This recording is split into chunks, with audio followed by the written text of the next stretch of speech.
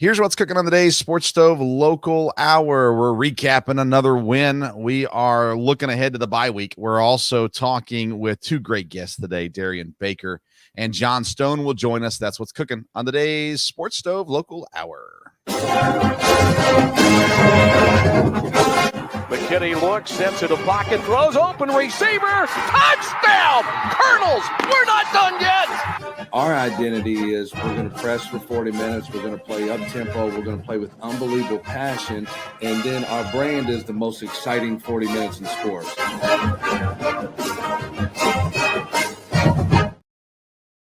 Welcome in to an all-new edition of the Sports Stove Local Hour presented by All Around Roofing. We had some mighty winds come through this weekend, so if you got shingles missing, gutters hanging off, siding dangling down, whatever it may be, All Around Roofing can help you. If you live in Central Kentucky, visit allaroundroofingky.com for more information. It's another Thursday, and we're back. I'm Vince Stover, joined as I am every week now. Jonathan Duff is here as well. Duff, how you doing, man? Doing great. How are you doing? I'm doing good. It's been a busy week at work, and life has kept busy. And then my wife went out of town this afternoon and's gone for the weekend. So me and my two boys are batching it up this weekend, eating, really good food, the pizza and bologna and things like that. So, we're ready for a big party this weekend. And of course, you get the weekend off, so you're probably partying pretty hard too, right? Yeah, I'm looking forward to the weekend. It's nice getting the chance to relax and catch your breath on a weekend. And I got a date night planned with my girlfriend tomorrow. So, all the important things. And so looking forward to just a weekend to stay here in Richmond and relax. Yeah. Yeah. It's amazing. Of course, you're older now. You've been around a little while too. But when you get as old as me, when you get to the weekend with no plans, it's a good weekend, and so it's an exciting time to have a little bit of time off for sure, as well. And it makes it extra nice that you get the bye week. You don't have to look back on a loss. You guys win again, 3 straight now at Roy Kidd Stadium, 3 wins, and another really good performance on Saturday. And that's kind of what the last 3 weeks have been for you guys, just kind of racking up good performances. Not to say there's not little things to work on, but I think you guys have to be pretty excited about just the way you guys are playing right now going into this break.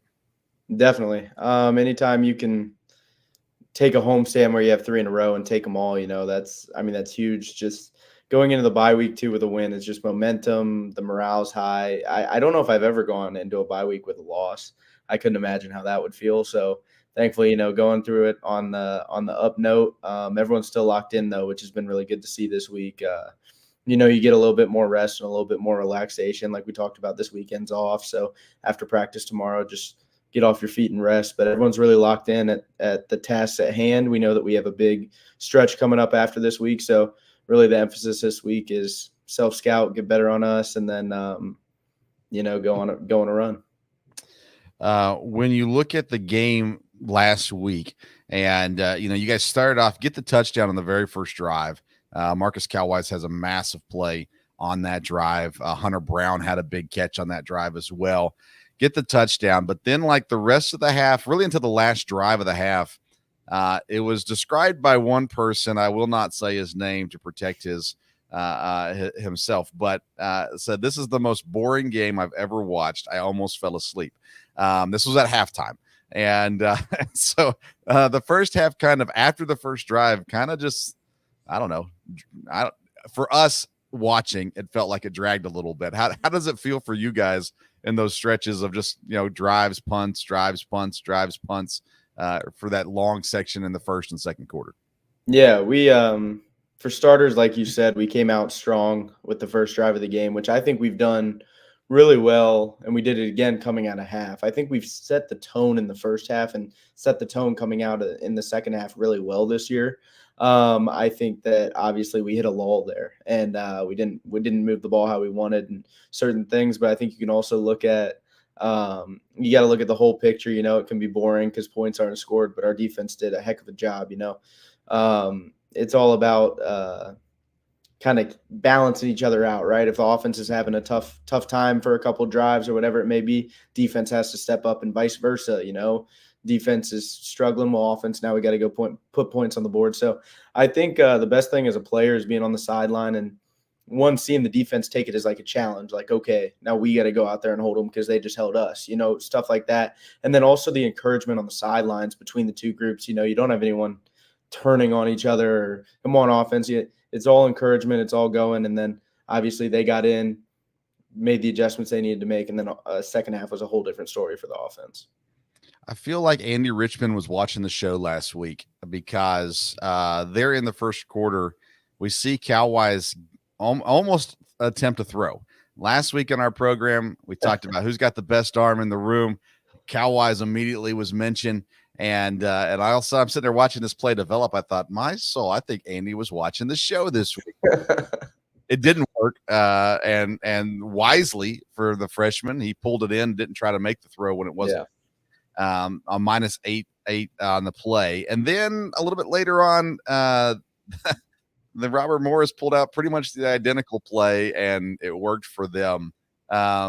Do you notice that on the sideline and think, we just tried that and it didn't work? They just try. Are they like trying to rub it in our face or anything like that? Like, did you guys take that personally? Just me being curious. I was wondering if that was something they put in the week already and had a plan for us, or if that gave them an idea, or I couldn't tell you what it was. But, obviously the only score too that our defense gave up, and just to toot their horn again, I mean, to only give up a trick play touchdown and hold them on everything else, and then we'll have D-Bake on here later, and to pick them off on the goal line, make those stands. They're playing exactly how you want right now. They're playing for each other. They got a lot of passion on that side of the ball. So that is exciting to see. But, yeah, that was a little gut-wrenching when I saw them whip it back out right in our face. But you mentioned it. Once you guys, the first drive of both halves were really good. Touchdown on a 75-yard drive to start the game, and then another 75-yard drive, first possession of the second half for the offense, with some big plays again. Daquan Stanley had an 18-yard catch. Josh had a 12-yard run. Morrissey had a 27-yard run, and Carter capped it off with an 18-yard touchdown. So coming out of both halves, I think through the last couple of years, it felt like there was a lot of slow starts for this team in the last couple of years. And it seems like, especially the last 3 games, there has been, I don't know if it's an emphasis or not, but there has definitely been a little bit quicker starts to the offense, finding a way to get down the field and whatnot from there. And in this game, the first drive was pretty much all passing until it got down inside the 10 after Hunter's big catch. So that was intriguing, I think, as well, considering that when you look at this team, I view it as a run strength. Strength is the strength of the offense is the run game. Obviously, Matt and the receivers and the tight ends are showing us, hey, they got lots of skill too. But I don't know. The fast starts, I think, are a really positive thing for you guys because that helps, obviously, momentum as you guys get going in games and halves. Oh, definitely. And I think, we have Josh Carter, who had an incredible game and is an awesome running back, and then Latham right behind him. So 2 guys who are studs. And so absolutely people look at us and see a running team, but I think it's really encouraging. We had to get some pieces back. We had some guys who weren't fully healthy to start the year who are healthy now. We had, like Hunter Brown being back into the equation makes all the difference. He's averaging like 15 yards a catch right now, so having him as that asset in there at tight end is huge. And then also, you had guys like Cal-Wise and freshmen who had never played a game before, and Cal-Wise is going to be an incredible football player in his career. He is awesome now, so I can't wait to see what he grows to be. But and then Matt, who is first time in the offense. So I think there's a lot in that side that you get to the bye week, right? And so now we're all experienced, and experience isn't an excuse. We've all played together, and so you can see all that stuff starting to click now. And so I think it's really encouraging. And like you said, starting fast, our 4-minute offense when we have the lead at the end of the game, keeping the ball, keeping the time of possession, all of that is much improved over past years. For sure. Lots of big plays this week too. We mentioned Cal-Wise with the 46-yard reception in the first drive, Hunter Brown with the 25-yard reception, Carter with the 18-yard run, Stanley with the 58-yard touchdown, Johnson had a good touchdown that was inside the red zone. Matt had a couple big runs. I think he was even the second leading rusher in this game, which was wild. And then also from the defense, the performance that you, again, held them to only 7 points. a sack late in the game, actually in the last drive of the game by one of the young backup tight end or linebackers, excuse me, as well. And I just slipped his name, 48. Is that Caden Smith? Caden Smith, yep. Yeah.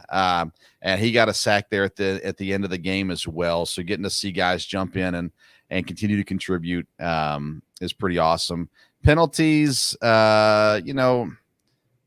had 3 that were 15-yarders. You only had 6 penalties on the night, but 3 that were 15-yarders. I asked Coach about this in the press conference, and I said, Coach, you said something you guys want to work on. How do you think that's going? He said, well, not very good.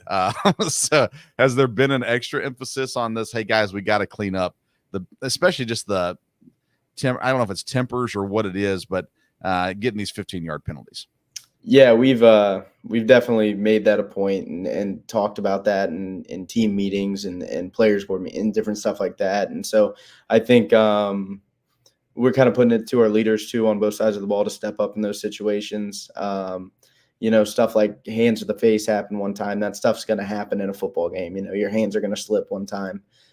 Yeah, obviously you don't want it to happen, but like one time, okay. But obviously the personal fouls too, those have we've collected a few of those, and there's the one scuffle where the ref went down and the guys helped the ref up, but then there was other stuff going on. And so I think it's just important to make sure, even when other teams may be egging it on or whatever, just you got a big league, keep your cool and let your play keep doing the talking. And so we're working on that right now. But I think we'll get that straightened out. I think leadership will step up and we'll all be good with that.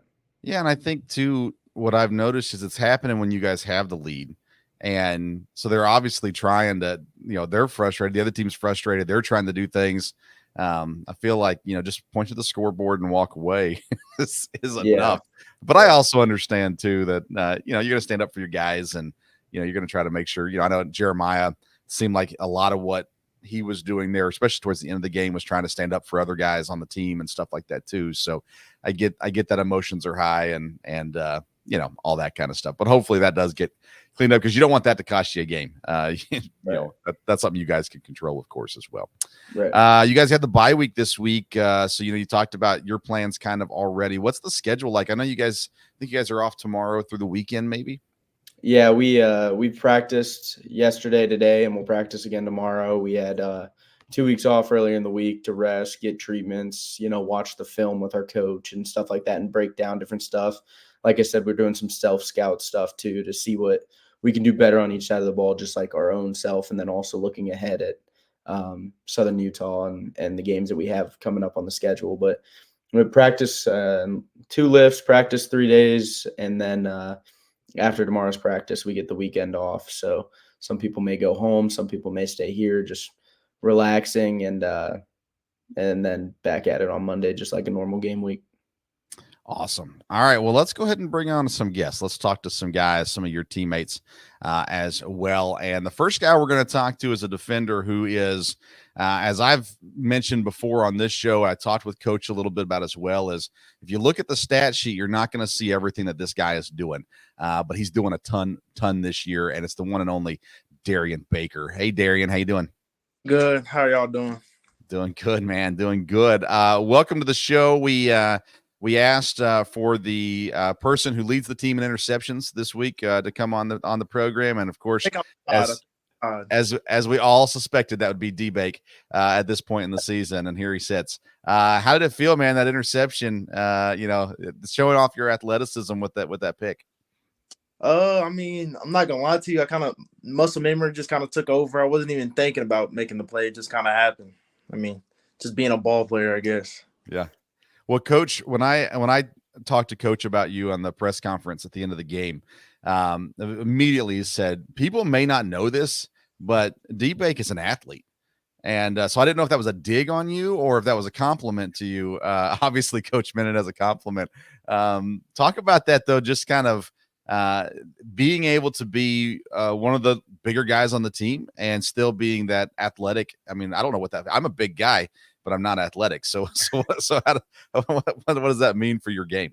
I mean, a lot of people don't see it because I'm just in line. Usually I don't stand up. I don't come off the edge like Frank and Gabe. I mean, if you look at the D line, you're going to, Frank and Gabe are the athletes. But I think me and Jeremiah carry the athletic on the defensive line. I mean, in high school, I played 30 backer. I would drop a little bit as a linebacker. So, and I played tight end too. Not a lot of people know that. One of my parents' friends from my childhood texted me after the game and said, "Go up to your offensive coordinator and tell him if y'all need a tight end, I got you." Yeah, because I mean, Hunter's no good. So yeah, we got it. I'm better 3 personally. Okay, the better 3. I like it. Now I do have to ask you this though. You got the interception, and then you immediately dropped to the ground. Did you think back and say, "Man, I wish I would have taken off," or is that the right thing to do? So we either have downtime. So it was just downtime, in my opinion. I mean, Okay. We're up this many. I mean, get the pick. I just need to go down. I'm not trying to get tackled and then get hurt off of just some little bitty tackle. If it was a close game and we needed a big play, I would have started running. But it was out of hand already, so it's good. I didn't need to get tackled. I like it, man. Duff, what do you got for D-Bag? Yeah, I'm going to take you back a little bit. People may not know this. D-Bake's a 5th year here with me. And so your freshman year, you were one of the, if not the only freshman in our class to start a football game. You started, I believe it was West Virginia for us.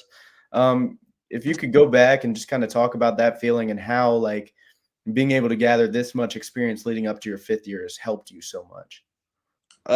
Going back to the West Virginia game, which a lot of people don't know, Neil Brown, the head coach, is actually from the town right beside my town. He's from Boyle County. I'm from Mercer County. So he's everybody knows his name at home, everything. So it was special getting to start that early, and all the experience that has led up. I credit a lot of it to Coach Hawkins, which he's not with us. Well, he's in Georgia still, so he's in Georgia State, and he helped me get all of my experience, and I had a lot of experience all over the D line. I didn't play end. I didn't start at end. I started to tackle, and then I went to nose, and then I went to end. So I've really been all around. My body's changed all types of ways to adjust to the different positions. And I mean, it helps a lot to be able to be so flexible. Coach says the best ability is availability. And I just made myself available to play every position. And it's really helped me develop as a player. Yeah. What was that 2020 season like? We've talked about it a little bit with Ryan and a little bit with Matt Jackson and people like that in the past. But especially as a freshman, what was that season like? It was weird because, I mean, I just got to college. I didn't know how it was. I didn't know, is this the regular? I never knew. We didn't have anybody on campus. It was just us. That was fun because Case was never full at all. Then years later, when everybody got on campus, we was waiting in lines, mad, and all types of stuff. Mm-hmm. But it was fun. I didn't get to play the whole season because I got a knee injury at West Virginia, which was unfortunate, but it happened, so it's okay. But it was definitely weird. It was fun. I feel like you could grow closer as a team because there was less distractions and you could really bond with the people you can bond with. That's why I feel like the group of 5th years that have been here, like Duff and like John, Vinny, Ryan, all those guys that have been here and are still here, I feel like I have a very close bond with them because we've been through so much together already. What your recruiting process? Were you originally recruited by the old staff? Yeah, I was recruited by Elder. Funny story, after Elder got the can, whatever you want to call it, he went to SEMO to tell them to get me. So SEMO came in the dying days of recruitment, like January 1st. And then they were at my school like January 5th to come try to recruit me and try to get me. And then I went on a visit there and everything. Yeah. So why'd you stick with EKU? I mean, I'm only an hour away. I was thinking, we're somewhere where my family can come see me all the time. My family can come to all the games. Duff knows when I come, when I at a home game, I have 10 people come usually. Mm-hmm. So it's easy I'm the youngest of 7. So it's easy when I'm this close, it's easy to get my whole family out. Yeah. Duff knows how it is being the youngest. Yep. Of 7. Yeah. You guys can fill up a table pretty fast. Oh yeah. The whole family's there.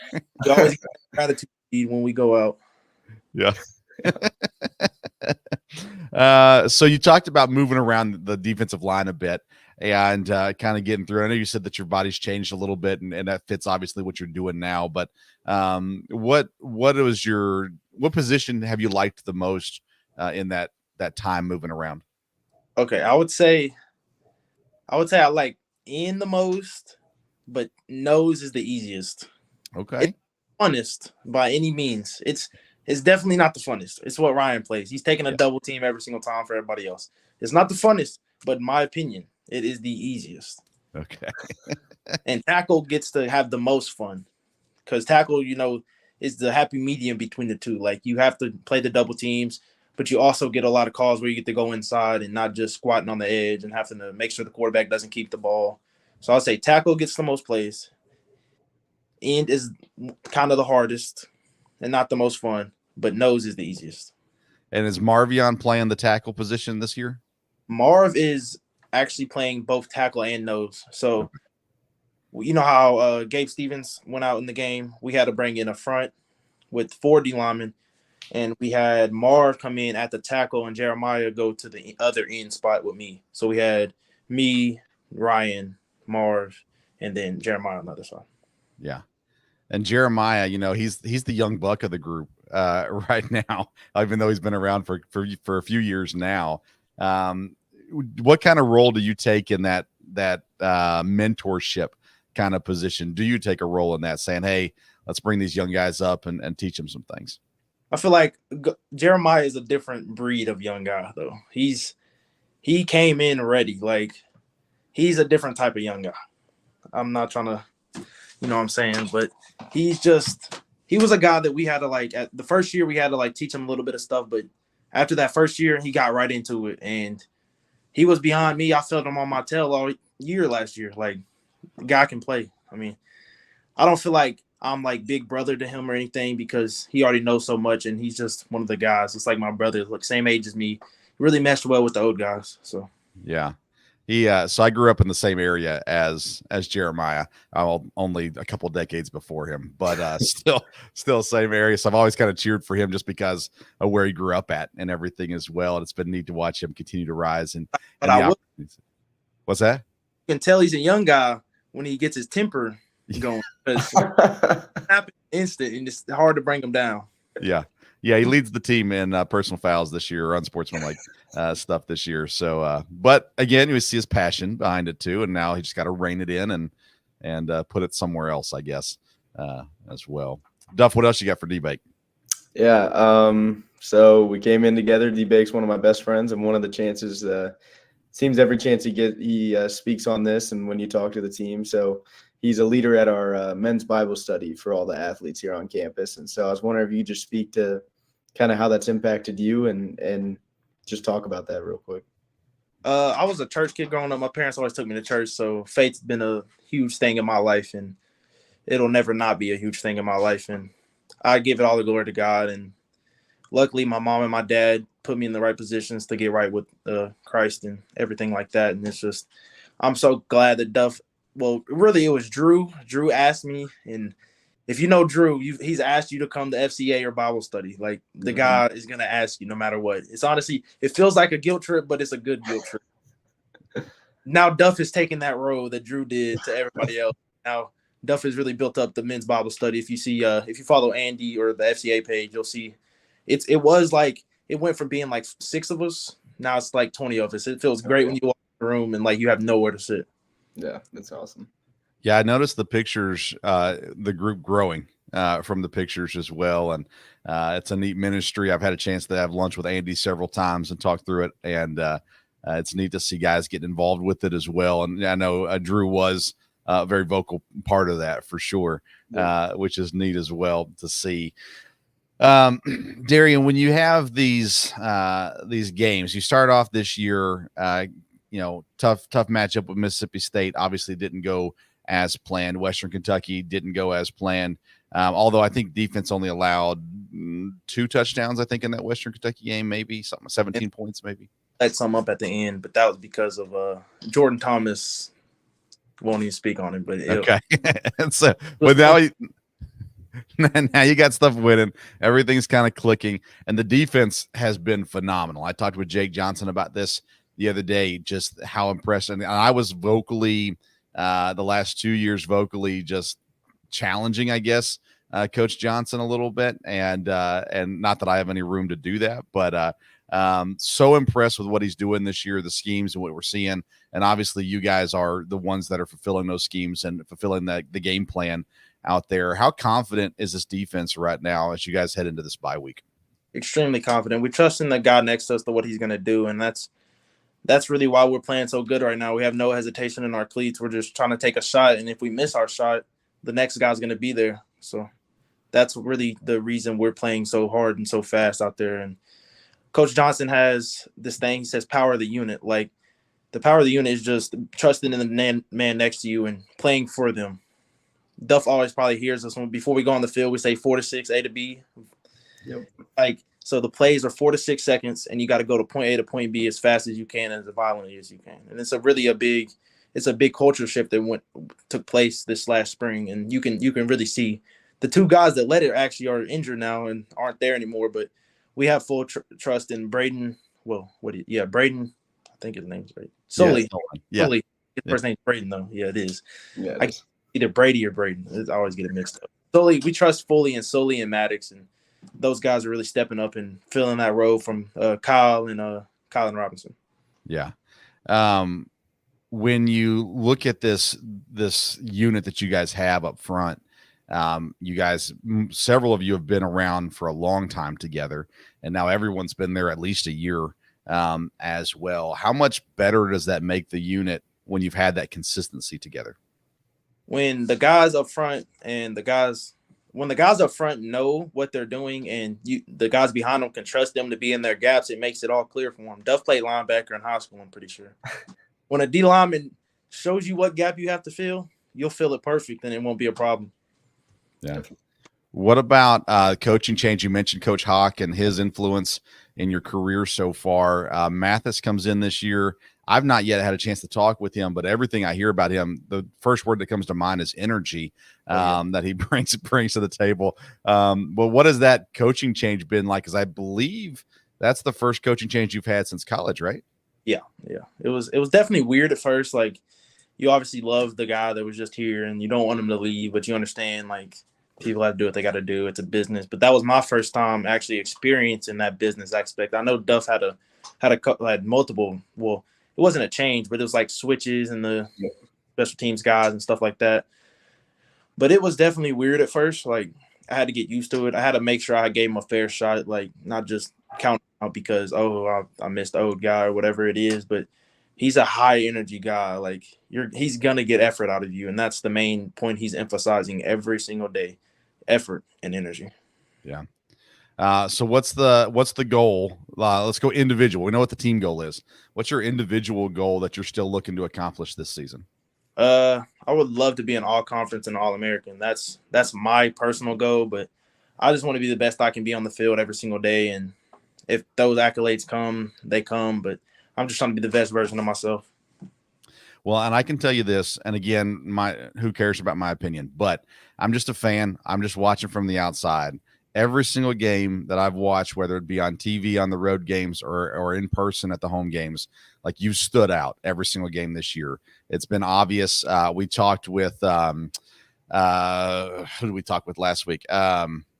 Gabe. We talked with Gabe last week about that opening play last game against Moorhead. You just ran right through the right tackle, threw him right into the quarterback, and like immediately I'm like, all right, there's D-Bake. And then next thing you know, I just consistently, and again, the stats aren't always there. You don't see it on paper. But what you're doing is impacting the game. And I know it means very little coming from me, but I want you to know it's being seen. And man, we want you to keep doing it. It's exciting for sure. Thank you. Duff, anything else for D-Bake? No more. Just keep killing it. Love to see this guy succeed. One of our day one guys. I actually should have worn a shirt. One of our old teammates, Ethan Bednarzik, made a shirt of all of our best friends back in the dorm that all roomed together. And so D-Bake and BJ were both on it. And so BJ getting the touchdown last week, D-Bake getting an interception. It's all fun to see. Awesome. Well, Darrian, we appreciate you taking time for us tonight. Congrats so far on the success. And good luck moving ahead too. And we're looking forward. Hopefully you enjoy the little bit of time off that you get, and then back at it on a big flight out to Utah the following week. But man, good luck the rest of the way, man. Appreciate it. Thank you. Yes, sir. Darrian Baker, EKU defensive end. All right, Duff, time for guest number 2 of the night. He has been here and waiting, so let's bring him up. He's the center on the EKU offensive line, John Stone. Sun's out, guns out, man. How you doing? Good. How you doing? Doing good. Doing good. Is this a fresh cut? Yes. I got a day. So is there a good reason behind it? Did you lose a bet or win a bet or what happened? No, I just I was cooking and got my face and I was like, yep, it's got to go. And just kind of sporadic. I like it. I like it for sure. Well, hey man, you've seen the change too. You've been around for a bit. And of course you heard us talking to D-Bake there as well. What is your time at EKU and just the growth in the program as a whole? What have you seen as far as that growth? You know, when I came in, one of the things that Wells said that really stuck with me is like, he's going to run this like a top tier program. It doesn't matter what level he's at. And he said that on my recruiting visit. And, he stood up to that. It's very demanding at times. I think especially for the guys that were older, when I first came in, it was a big change. But I think it was all for the best. And each year I think it builds culturally. I think that's what we're trying to install in the beginning. And now we're kind of getting, we've been talking about, and I heard you guys say, like, those older guys, the 5th year, 6th year guys that have been here, we're the leaders of the team now. And, we took in what they told us in the beginning, and it just keeps driving and driving, bringing in guys that fit the mold. And if they don't, usually, they have options now to get out of it. So, big thing for me, Duff, D-Bag, we've been in this culture and we want to keep it that way. And we want to show the younger guys that, they're going to keep building it while we're gone. You guys have had a fair amount of consistency as well on the O-line in the last couple of years. Obviously, you got to see Josiah get drafted this year, and we're expecting Peyton to get that call next season as well. And you've played next to some guys. Of course, Munlin played next to you. Now he's a couple spots over. But what has that consistency been like for you guys, especially last year? I think you guys played the whole season with the same 5. Is that true? Or maybe a couple guys filled in here and there. I think you started the games all the same. Yeah, I mean, we have a new O-line coach now, but we had 4 years with Eric Losey, and it was all about consistency and being together and being one unit. I'm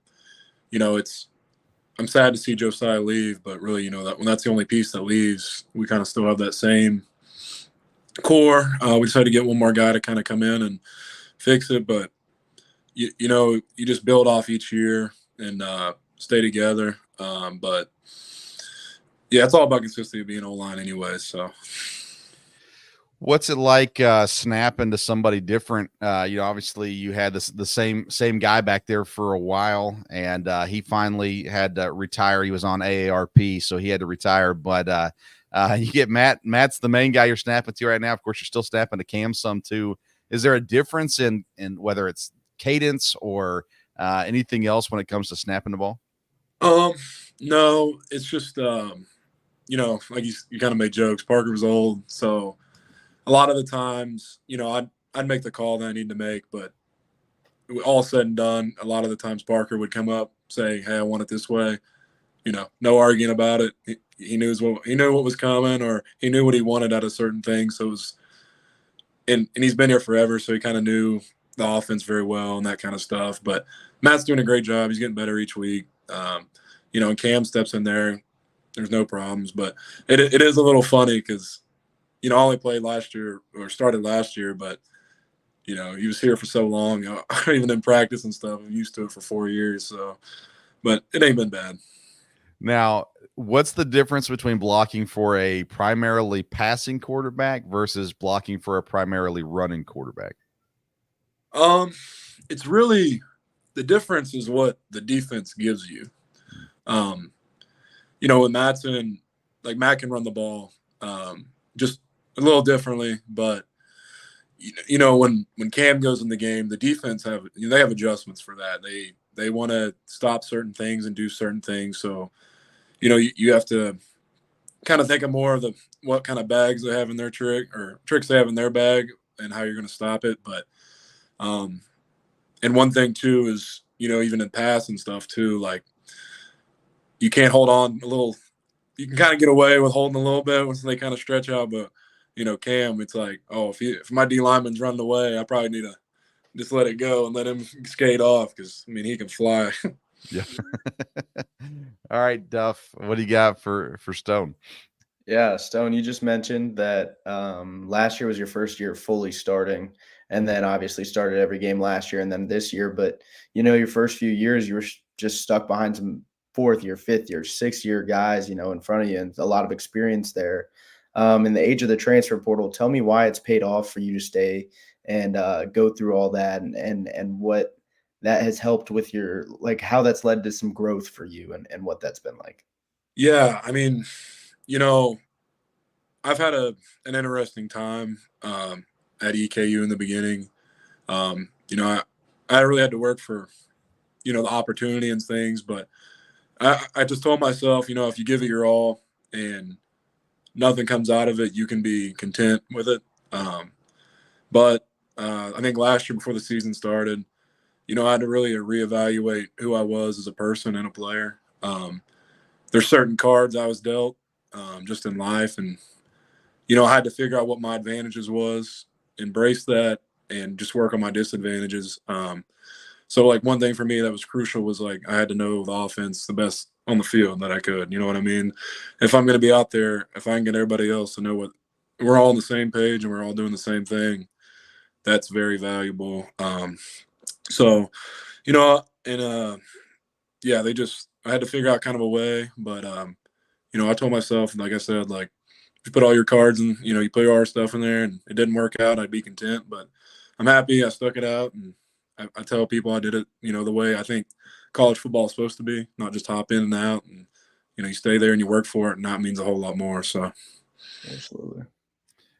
I'm trying to remember, in the last couple of years, did you fill in at guard sometimes, or did you always come in and play center? Yeah, so I played. I usually just played guard my first 3 years. Whenever they kind of needed to sub in, we had some guys at center though, kind of older. So think about Tuck Schroeder, Zach Ferris, Brad Davis, some of those guys. So those guys had experience in other games, some other schools, and Tuck's been here and played. So yeah, I just tried to get in where I could. So. What is that, playing multiple positions? We just talked to D-Bake about this a little bit on the D-line, but playing at multiple spots, how does that help you, at this point in your career? If something really bizarre happened, it helps having the experience, knowing what to do. Hopefully, nothing happens that would come to a factor at this point. But, versatility is important, like at any part of football. We can talk about O-line, but any position that goes down, that next guy that is able to do it and at a high level is very important. So just, I'm the center, but and we take notes about plays and stuff. Like, I keep detail on the guard, and just in case, it's good to know what other people are doing too in the whole scheme of things. When we've talked to Peyton in the past and Drew and Josiah in the past, we talked about playing left versus right. Well, obviously you're in the middle. Yeah. So is there different things you have to do to adjust when you've got to push left versus when you push right?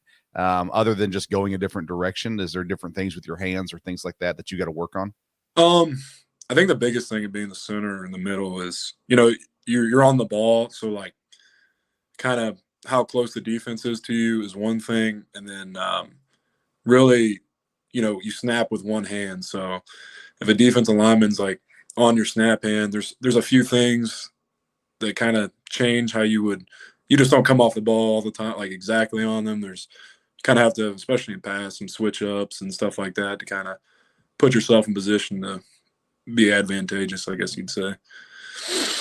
So Duff, you're the long snapper. John, you're the short snapper. So like, do you ever have competitions? I know it's a completely different idea, but do you ever have competitions? Because obviously you guys live in the same place. So do you ever get bored at night and say, hey, let's see if we can hit this spot on the wall or something like that?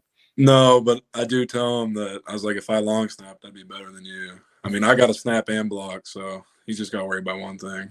Well, hold on now, John. Now I talked with Coach Day about this the other day, about Jonathan Duff's athleticism. and on the kickoffs or the punts, getting over, make sure that he's getting where he's supposed to be. So I don't know. I think Duff's a snap and block guy too. I don't know if I'm a special teams coordinator, I'm not having anybody block him. I'm letting him run that. That's crazy. All right, Duff, what else you got for John? Well, I was gonna save my dig for the end, but maybe I'll do it now. I hear you're not the best. College Football 25. It's a video game. It's come out. It's a big deal now. They're making college football video games. I heard you're not the best in your house. Do you want to speak on that at all and who you lost to last time? Or Yeah, I lost one game to Duff, but I've been practicing, so I'm coming back. all right, we'll play after this. But one real question is I wanted to ask, not a lot of people know this, but you, like we said, a late start, and then you play last year, start every game, and you have an awesome season. You get invited to the centers camp this summer. Talk to me about what that was like, what it was, and the cool experiences that you got to experience. Yeah, so it was a camp for centers. It was pretty interesting. There's a lot of guys from a lot of Power 5 all the way down to FCS, D2 schools, and it was cool going out there and training with those guys. One thing that threw me off about it was I thought it was just going to be a lot of like blocking and talking about, defense and stuff, but a lot of it was mental, like just mental learning capacity, freshness and stuff like that. They made a big emphasis. They're like, the center positions, heavily mental because you got to get everybody else on the same page. So they talked a lot about like the training and that fact. And it was pretty interesting, taking a second, understanding how you feel about certain things, or when you take in information, how it makes you feel, and then getting locked back into the moment of what you're in, how important it was. And it was, they brought in psychiatrists and guys that's worked with military, talking about, mental focus and how important it is in their field and how it kind of can relate. So, and I got a lot out of that, and I met a lot of cool guys across the country. The Remington Award is the best center in college football, and a lot of those guys are, runners up for it. And it was just cool seeing them, training with them on the field a little bit, and, sharing stories. Everybody's got good locker room stories, even at all levels. For sure. Is there, as a center, is there guys you watch and try to learn from? Like, I don't know. It seems like there's not a lot of video on centers, but I'm assuming there is. So are there guys that you watch at the NFL level, or guys that you grew up saying, hey, this is kind of who I want to be like? Yeah, one thing we even talked about there, is kind of funny you said that, is like, you should have someone that you idolize or mimic yourself after, because you have like a goal to go after. The most recent, you go with Kelsey, just retired and stuff, but watching his game, he was really good and physical, but he's more of an athlete too. He's out there on, running around on the pin and pull stuff that we kind of do now. But yeah, you can definitely watch. And there's a lot of different techniques that people use in certain things, but when you have a coach like Walt Wells, it's been coaching O-line for a long time. Like, you don't want to get in that fit where he's like, where'd you learn that at? YouTube? If you got a question, you should just go ask him. He's gonna have the answer that he wants you to do. So yeah, there's things you can learn and idolize after, but like, if I ever have a question, I'm just gonna be, hey, Coach Wells, what you think right here? What are you gonna do right here? And he's gonna tell me how he wants it. So yeah. Yeah, Coach Wells, he doesn't seem to have a hard time with sharing his opinion on matters as well. And I always wondered too, like on the O-line, it seems like Coach, he does wander the field during practice and stuff, but he always ends up over there at the O-line. Yeah. So do you feel that extra pressure is probably the wrong word for it, but that those extra eyes on you during practice, with Wells being maybe a little extra invested in the O-line? Yeah, he's boss. You know what I mean? Boss walks in the room, everybody's a little, pull your tie up a little tighter kind of thing. But no, he's actually, if you give good effort and you're trying to do the right, he always says, if you're trying to do what we coach you, I can't get mad. If you get beat, you get beat. And that's respectable. But, having him around, like I say, he's the boss. You get a little, antsy, but having him around, he always has I mean, I think it's 26 years of O-line coaching. Like, he's seen it all at this point. You know, he's there when the game was a lot different than it is now, and he always has an answer, and he definitely helps. And just his little – he'll just throw in little information, like, very subtly. But, you know, you take it in, and everybody kind of is like, all right, yeah, we're good. And then you had the coaching change too this year. You talked about it earlier with Losi gone, and now Coach Rav in. What has that adjustment been like for you, having just a new voice there in the room? You know, it's definitely different. Losi was an intense guy. He's very neat in all his things. Like, he had practice down to a pinpoint what he wanted, how it goes. And I'm not saying Coach Rav doesn't, but it's very, you know, military-esque, as I'll say, if you get what I'm saying. But Coach Rav, he's been great. Kind of similar to what Bake said. You know, I told all the old linemen, especially younger guys, you know, like, I told them I promised to give him a shot. I'm not going to be a certain way. I'm going to take, you know, when he comes in, I'm going to give him my best attitude and go with it. But, no, he's been great. Coach Rav he's really good at talking and explaining things. You know, some guys need more explaining on certain things than others, and demonstrating and that kind of stuff. So he's been great for the overall room. Some guys can kind of be a little less stressed out about being right all the time. So, and then for me personally, you know, we've had talks, and it's like, he came in, I have 6 months left of EKU football. He's like, I'm not here to change you, do anything. I just want to make you the best guy you can, and, you know, help you be great for EKU football. And I told him, like, that's exactly what we need. And we've been meeting in the mornings and, you know, trying to make a connection for as long as we got, and it's been good. Awesome, man. You're a Kentucky kid also, from up in Ashland as well. So, you know, it's maybe not right down the road, but it's not too far away either. I assume you family gets to come down for pretty much all the games. Yeah. My mom and dad, they make all the home games. Grandma and aunt, they come down when they can. My brother, when he gets a shot, he's got little ones playing softball, so it's always travel ball season all year round. It seems like. I feel like they're in the snow too, but yeah. Have you chatted with Josiah much since he's moved to New Orleans? Yeah, we don't call all the time, but I know he's busy. And he's got a lot of stuff to focus on, but no, he'll text around in our group chat and stuff, and send us pictures of places he's gone. He seemed like he's having a good time.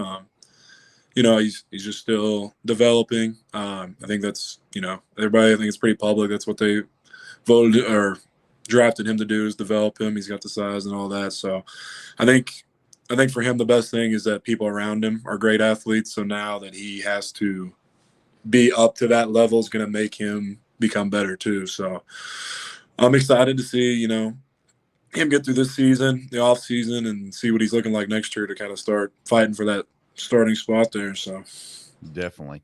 Duff, anything else for John? Yeah, not a question, but I will add on to the camp thing that he doesn't want to brag on himself, but they do a little grading scale, and like he said, a lot of Remington finalists and Power 5 guys were there. And week 1, when we played Mississippi State, I know they released top center grades. I think it was run game grade, and Stone got top 5. So pretty impressive stuff. The camp seemed to have paid off a lot. And when we get off this call, I'm going to whoop his butt in a video game. Appreciate it, though. Yeah. Yeah. John, when you look at, you know, this season coming down now, it's your final season. We've talked with Duff about this. I've talked with Rhino about this too.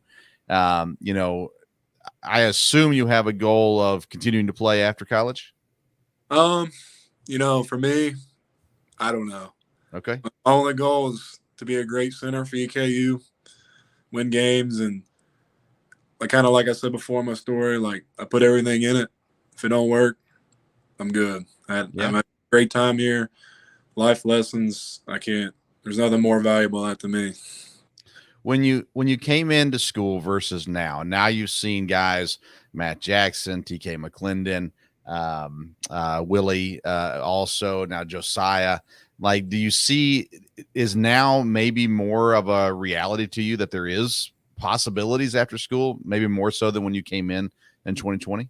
Yeah, I mean, you know, I think a lot of it's the coaching staff. Some of those guys, and I won't give them all the flowers. Some of those guys were here with the whole coaching staff. Yeah. But I think the way that they developed, the relationships they've made, it's one thing to play football really well, but it's one thing to understand football really well. And I think a lot of those guys, especially with our coaching staff, has done that. But yeah, it's super reality. One thing we talk about with Peyton is like, dude, Joe got drafted last year. Like, you got a shot. Like, just, do your thing. And I think there's going to be more down the pipeline. But, really the coaching staff does a great job of understanding how that process would work. And we have a QC, KJ Dillon. He was in the league too. And if anybody wants to know how to be a pro, like, he was there, he did it. He understands. He's seen people that were big time pros. So, that's the thing that we might have that other places don't. I'm not trying to be on a recruiting blast by no means. I'm not trying to get in all that, but there are tools. Wells has put people in the league. I was talking to a guy that played at Western with him or played under him at Western, and he was in the league for a long time and said he ain't changed a bit, but he's seen those guys and made those guys be there. Yeah. Who is a young guy on the O-line that maybe in the next year or two we're going to see play a lot of football that you say, man, this kid's talented. When he gets his opportunity, you're going to notice him. Yeah, so one's already playing, the right guard, Tyrell Green. But I'll tell you what, that class, I think they're going to be pretty good. Jalen and Fred, both the new tackles. When Jalen gets some weight on, because he's got that little dog in him, and we kind of give him some love, but he's about 260, 270. But when he starts getting some weight on him, he's going to be mean. And then Fred from Florida, he's got all the athletic ability. I think, and then Joe Schlarman, center. I love talking to him. He's a good kid, and he reminds me a lot of myself. And he's very smart. I think he'll be good. He's probably gonna have to develop, but he's one of those guys that's on my tail. Whenever I say something, he wants to know, and I love that as being an older guy. Kind of said before, like, I want to leave it better, and I came in. I want to be in a few years and look back and see EKU winning and seeing those guys succeed. So that's awesome, man. That's awesome.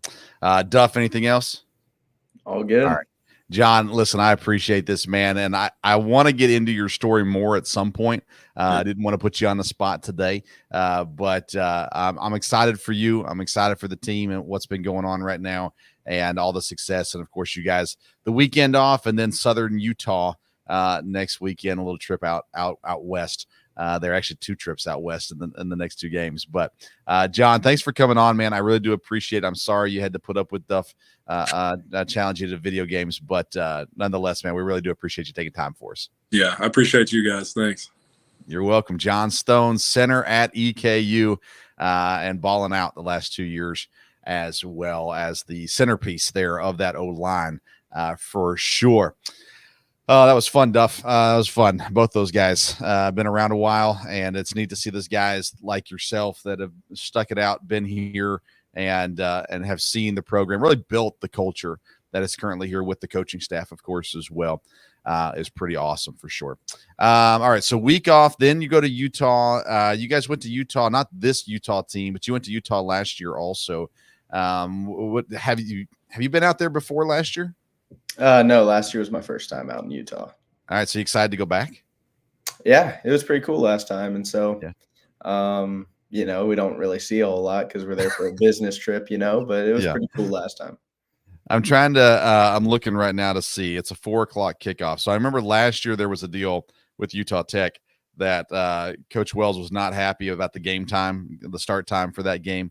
And I know that he mentioned that when you guys get a chance to host them, you're going to make it difficult, but you didn't. It's 3:00 when you host Utah Tech. But I do remember that from last year. Maybe there'll be a last minute change and you guys will kick off at 8:00 instead. But Nonetheless, a little earlier kickoff this time for you guys out there when you get out there for sure. We'll talk about that a little bit next week as well.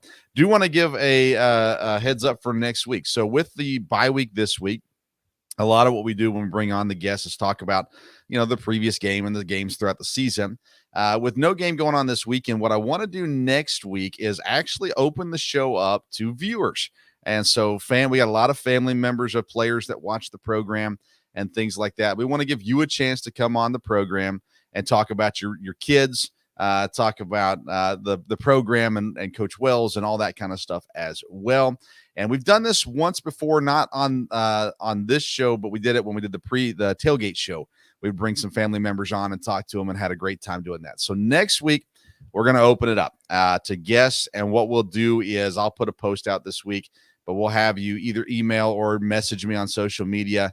I'll get you a link to the show. We'll set up what time you're going to be on, and we'll have you come on and talk about whatever, as long as it's related to EKU, whatever you want to talk about. And we'll have a good time with that, and looking forward to getting to meet some people that watch the program that maybe I haven't got a chance to meet in person before. I know we've got Ryan's dad has watched a lot. I know that Miss Bailey's on here all the time watching too. Duff, your parents watching, and several others. So next week we're going to give you all the viewers a chance to come on and chat. Maybe you've got questions for Duff. You want to ask him some hard hitting questions and whatnot from there. But that's what we're going to try to do next week. Make it a viewer, almost like a call-in show, only it won't be a call-in, but nonetheless, that's what we're going to attempt to do next week. And hopefully we can have a good time with that and have fun with it. One of the things, and this being my last year doing this, that I've always appreciated is the amount of support we've gotten, especially from the parents of the players. And I love getting a chance to talk to the parents as well. And obviously they put in a whole lot of time and effort throughout your guys' careers. And it's good to let them talk. And they've always got some fun stories as well. So that'll be a lot of fun next week for sure. Outside of that, let's see here. I usually host a fantasy baseball show that is done for the year. So we won't have that back on until next February. And then my dad and I, we get together every Wednesday night and we just talk NFL, college football, and some baseball there as well. So if you want to tune into that Wednesday night at 8 p.m., same place you're tuning in right now, you can tune into that show as well. But the plan is next Thursday, 8 o'clock, we'll be back and we'll let family and friends jump on and chat as well. I think it'll be a good time for sure. Duff, anything else you want to add that we forgot to talk about before we sign off tonight? Not off the top of my head, Okay. Like we said, 3 wins going into a bye week. Good bye week. I'm excited for the show next week. This sounds like it's going to be a exciting and fun show. So I can't wait, and I can't wait to see who's on that list. Yeah, it's going to be fun, man. It's going to be a lot of fun.